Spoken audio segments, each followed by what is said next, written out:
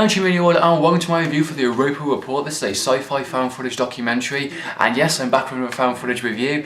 Basically, the Dave Passett incident and this movie was released at the same time. I've just got around to finishing the Europa report, just finished watching it, and I gotta say that I'm really impressed. This is probably one of the most realistic space mission movies I've probably ever seen, and it's a very interesting concept, and I really like the direction they took with this movie. Very well done movie for sure, very interesting, a lot better than I was expecting. So let's talk about the Europa report. Why did you break up the sun?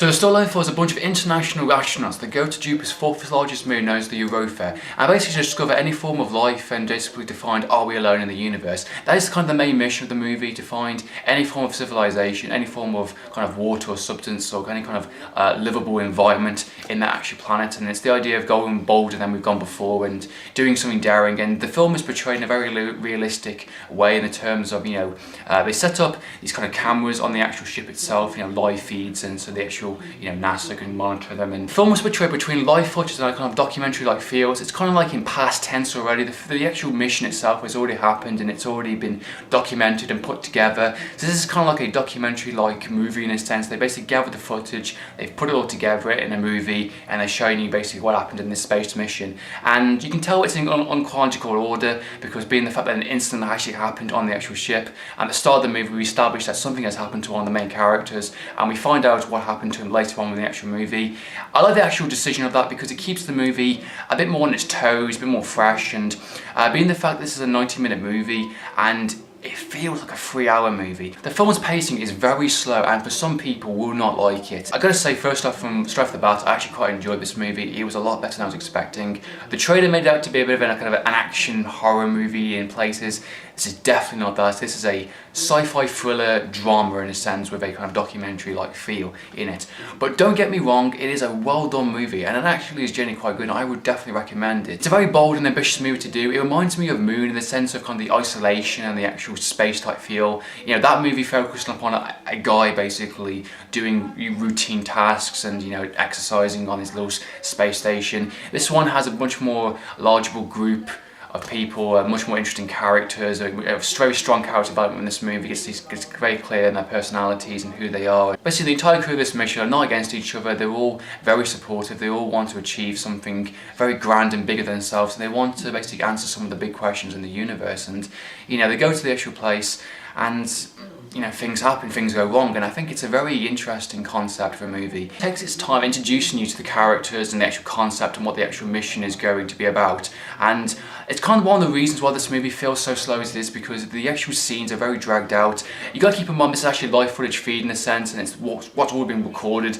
between the start of the mission and the end of the mission. During those scenes, we get enough character development, we get enough kind of personalities between these characters, interactions, and we kind of get established kind of excitement to what's actually happening, because being the fact they're going to this planet, and once they actually get to this planet, it was actually within the first half an hour, which I'm very, very happy about. But while going back and forth between past tense documentary of interviews with some of the actual directors of the space mission and the facts they gathered, and the past footage of what happened to one of our main characters. So the pacing is done well to a degree, but some people may not like it and might get a little bit bored, and the attention span, you really got to really focus on it. There's definitely a lot of hints and suggestions throughout the entire movie for what's actually happening, especially when they get onto the planet where it gets the most interesting, because of course they're going to get some fossil samples, and basically they're drilling into the actual ice itself to basically find out, is there any kind of form of life, any form. And the movie from that point on gets very interesting, because something is going to happen within this movie, and you start to look out for kind of hints and teasers throughout the entire movie, looking at every single frame. And when weird things start to happen in the actual movie, like the actual ship actually shaking a little bit, and kind of analysing the water and the samples have been given, something's going to happen, and you're kind of like waiting for it in a sense. You're waiting for that kind of gripping moment, and that's where the movie becomes definitely a lot more exciting, a lot more interesting, because you're fully embracing this movie now. You've watched basically a good portion of it, and at the same time you're finding out what's happened between our main character and of course the documentary side of it, and our main mission is to find out, is there any form of life on this abandoned planet.